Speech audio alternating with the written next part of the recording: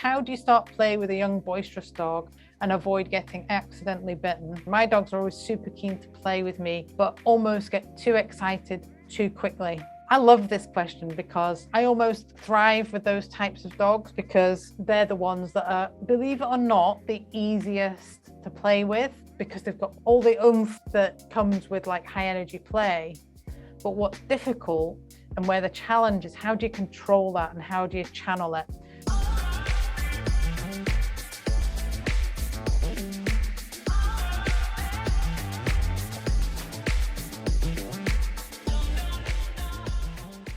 So if you've got a dog really boisterous and comes in, we've perhaps got a toy like this and it's like flapping about and the dog's biting your hand and the next thing they're running off with a toy and the next thing, you're dropping food everywhere and all these things because that's what it can end up looking like then. Oh my goodness, it just gets out of hand. It's a very real issue as to why a lot of dogs that could potentially have amazing interactive play, but we avoid it because it's difficult to control. I suppose my background working with high drive dogs all the time that have high energy and knowing how to harness that and knowing what works and trusting that process is all the difference. No one teaches you how to play with your dog. I do because I think it's important. The magical part of interactive play in relation to building connection is the three parts to it. The first important piece is their skills. A dog that gets super boisterous and starts biting everything and anything but the toy, or sometimes it's the toy, sometimes it's the hand, sometimes it's a line, sometimes it's your trouser leg. They need to learn skills. They need to learn how to target a toy, not your hand. They need to learn that they don't just take it out of your hand without permission. They need to also learn that if it's something that they've got, that they need to give it up to you as well. Let it go, leave it. But essentially, if we're playing with a toy like this, we're not playing with the handles, we're targeting the toy. And slowing play down and breaking it down into these pieces. So targeting the toy, for example, that would be one piece of the puzzle. Another would be leaving the toy. That would be another piece of the puzzle. And I would work on these individually. There's their skills and there's your skills. And for play to really flow and you to get the best out of it, we need to be good at both ends. So let's say I've got a dog that's really fast.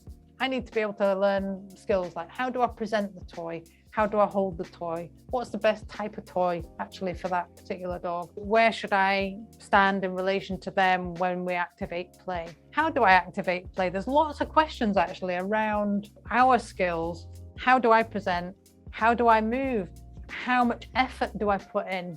Because if I pull too hard, if we're playing tug, it comes out of the mouth. How much tension do I need to put on the toy?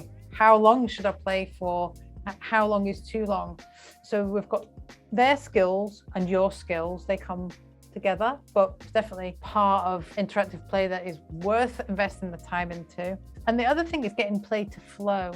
Now, if you've got a dog that as you play, they very quickly get overexcited, then it's knowing when to add rules and when not to add rules. With a dog that is really confident and gets super excited, super quick, then they're the sort of dogs that we probably need to put rules in fairly early.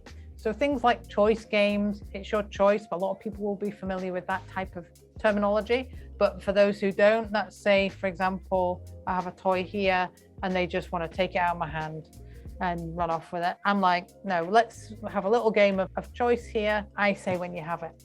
That little permission cue is the all-important piece of that puzzle. Okay, yes, we can start play. That, with dogs that get super excited, will channel the mind into a part of their headspace that makes them far more thoughtful. And they actually thank you for it. A lot of overexcitement is because their overexcitement has no focus. But when you can focus and channel that energy into an activity, something for them to do, all of a sudden they're like, clarity comes into it.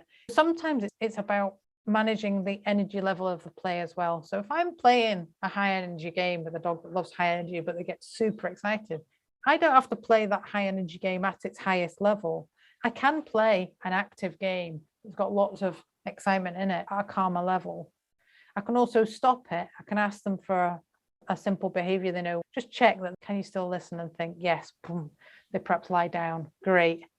You're still with me. It's not got out of hand. But let's say Tug gets them super excited. I'll perhaps then throw the Tug away, get them to fetch it. And that takes a lot of the pressure off and reduces their arousal levels. So within play, you can manipulate arousal levels. When you work on your interactive play skills, when you go to deliver it for them doing something good, it flows. You're not fighting with that. So you don't have to have fancy toys. That is one thing I will say is you could go into a toy shop and it's just like a sea of stuff. And I look at it and I could cry at times because I look at it and you would never leave these things with your dog because they'll last about 2 minutes in any dog's company.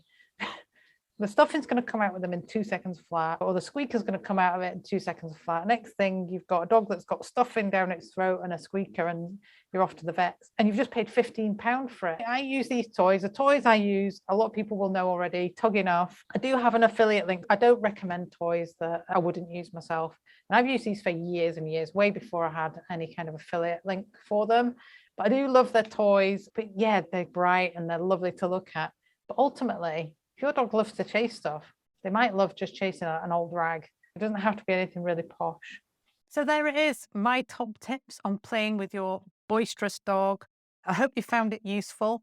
There's lots in there, so you perhaps would like to watch that maybe once again, maybe 2, 3, 4, 5 times again. Lots of golden nuggets in there. I'll put a link to any of the Tug Enough toys in the description below. And if you'd like to learn more about how game-based training can help your dog, what makes it different, I've got a free web class. In there, I share the secrets behind game-based dog training. I think you would find it really, really useful. All you need to do is click the link in the description below and register for the class. If you've enjoyed this video, give it a thumbs up by clicking the like button. And don't forget to subscribe to the channel by clicking the subscribe button so you don't miss any future videos. And I'll see you in the next video.